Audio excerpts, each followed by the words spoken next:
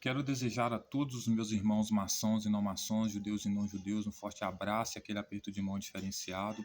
Aproveitando que hoje é Dia das Mães, quero convidar todos vocês a mais uma reflexão, né? Continuando ainda falando sobre Maria, como eu disse ontem, uma das mulheres que, ao meu entender, seria uma das mulheres que iria se arrepender muito de comemorar o Dia das Mães, justamente por causa do filho que ela colocou no mundo, né? Do engano que ela sofreu ao gerar aquele filho, né? Porque tudo não passou de uma mentira. E eu queria compartilhar essa reflexão com vocês, né? Porque Maria, ela era uma mulher judia, né? Ela era uma mulher que adorava a Deus, ela tinha aliança com Deus, a lei impressa na mente e no coração, como mandava dizia o profeta Jeremias, né? Quando o filho dela nasceu, ela cumpriu a lei perfeitamente, consagrou ele no templo para ele cuidar do sacrifício de animais, para perdão dos pecados, ser um bom sacerdote, né? Circuncidou ele, certo? Sacrificou pombinhos, para perdão dos pecados dele. Então, era uma mulher fiel que guardava a lei, né? E educou Jesus nesse mesmo sentido. Quando ele era pequeno, deixava ele no templo com ela, para ele poder aprender com os escribas, com os fariseus que ensinavam no templo, com os sacerdotes, né?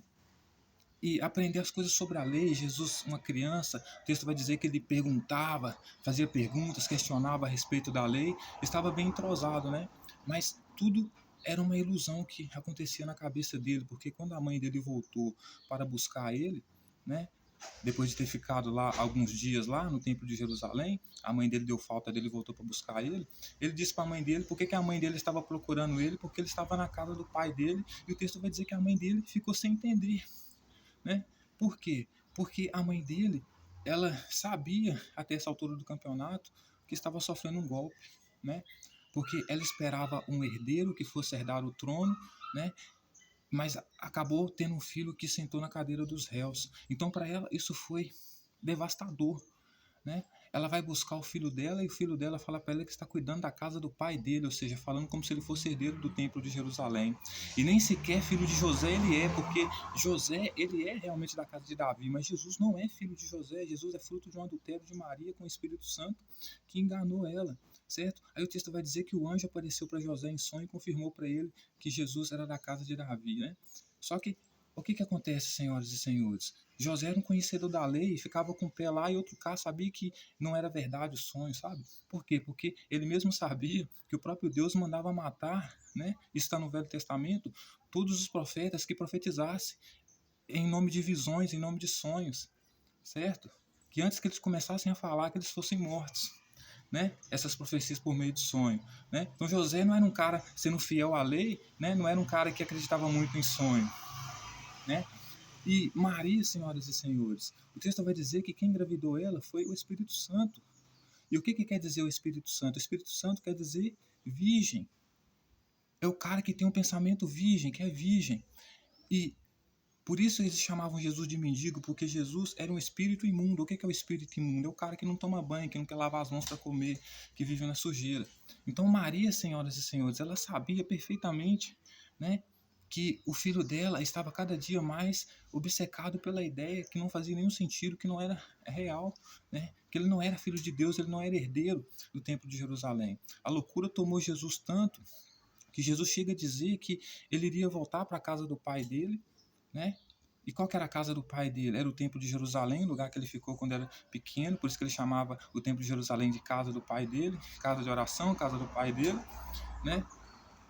Ele iria voltar para a casa do pai dele, preparar lugar para levar os discípulos dele, porque a casa do pai dele tinha várias moradas, estava prometendo para os mendigos que seguiam ele, porque todas as pessoas que seguiam ele ficavam com ele obrigava as pessoas a largar tudo para seguirem ele, né? Então viravam mendigos, prometendo para eles que eles iam conseguir arrumar uma moradia no templo de Jerusalém, né? Então Maria, ela teve que ver Jesus crescendo com essas ideias completamente mirabolantes, né? Completamente loucas, né? Ver o filho dela que ela entregou a lei, consagrou para seguir a tradição, seguir o sacrifício, o rito de sacrifício de animais para perdão dos pecados, matar um cordeiro no dia da Páscoa, né? Porque o que ia remir o pecado do humano seria o sangue do cordeiro, porque o sangue do cordeiro ela é a prova, né, de que o pecado gera a morte, porque o sangue ele representa a morte, né?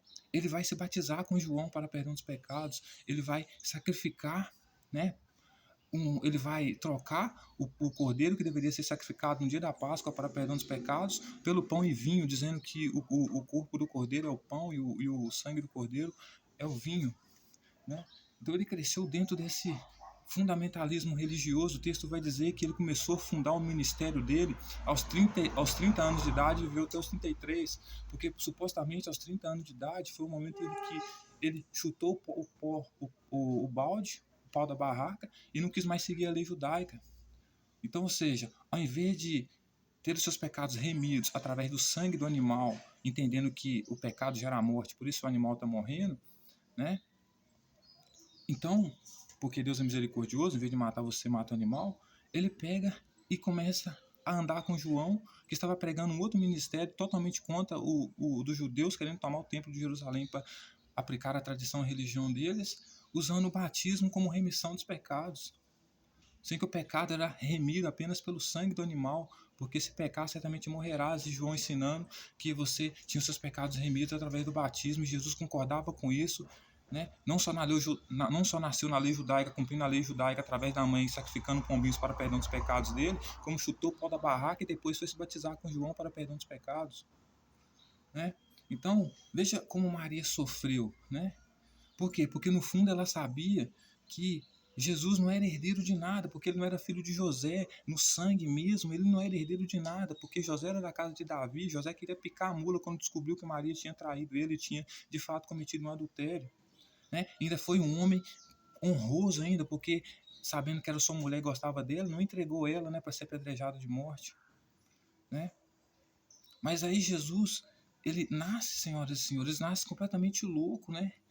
Justamente por quê? Porque ele foi vítima dessa mentira, né? Porque é como o livro de Enoque disse, os filhos de Deus vieram, e os filhos de Deus eram quem? Os reis vieram e tiveram relação sexual com a filha dos homens. Quem que era a filha dos homens? Os camponeses, né? Então, ou seja, os filhos da alta corte tiveram relação sexual com seus escravos. E daí geravam supostamente herdeiros, né? Que depois queriam tomar o que era seu, como a herança do templo de Jerusalém, por exemplo, né? Mas na verdade não era seu. Por quê? Porque o filho primogênito, que na verdade se tornar rei, se tornar sacerdote, esse que cuidar das coisas de Deus, ele tinha o Espírito Santo, ou seja, ele era virgem, ele não podia se casar, tanto que você vai ver que no Apocalipse vai dizer que os 144 mil virgens que seguiam o Cordeiro eram virgens, eles eram 144 mil que tinham aliança, tinha a marca do Cordeiro, ou seja, eles seguiam a lei mosaica, eles sacrificavam animais para perdão dos pecados, o Cordeiro ali não era Jesus, eles sacrificavam o Cordeiro para perdão dos pecados, principalmente na Páscoa. E porque eles guardavam a lei, como sacerdote, Jesus deveria fazer sacrificar animal para perdão dos pecados dele e do povo, né? E não batismo, e não trocar o animal por pão e vinho, né? Porque Jesus fez isso foi a maior blasfêmia dele, né? Ele deveria também ser virgem. A única coisa da lei que ele cumpriu é que ele foi virgem e não se casou, né? Pelo menos até onde a gente sabe, né?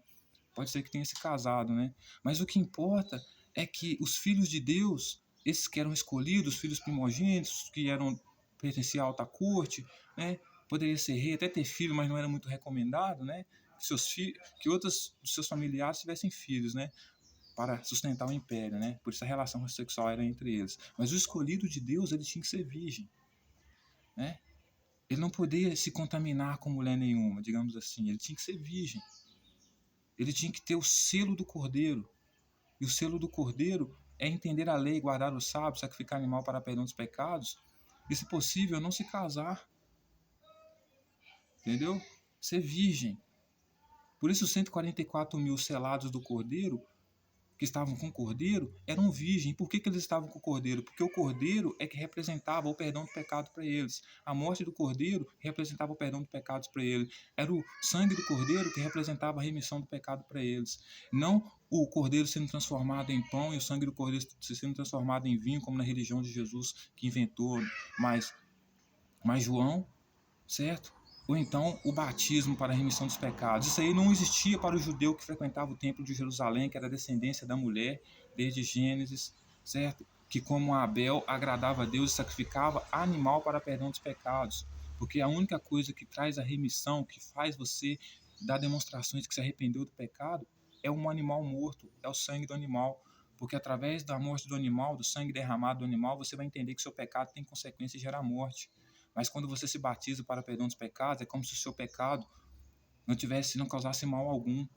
E Deus é tão rigoroso, mas tão rigoroso, que ele expulsa do templo, ele expulsa do palácio, ele expulsa do reino dele qualquer um que quebra as leis. Porque seguir a lei é ordem. Então imagina Maria ter um filho prometido por esses filhos da corte que eram mentirosos, né, que foram expulsos, deserdados, ter um filho prometido por eles, né, de que esse filho ia nascer herdeiro e herdar o templo de Jerusalém e herdar 12 tronos para governar a tribo de Israel. E ela vê o seu filho cometendo loucura, blasfemando, indo contra a lei, certo? E ao invés de sentar num trono de rei, sentou na cadeira do réu. Então Maria foi uma das mulheres que a história bíblica comprova que mais sofreu, que mais se enganou, talvez foi a que mais hoje iria odiar comemorar o Dia das Mães.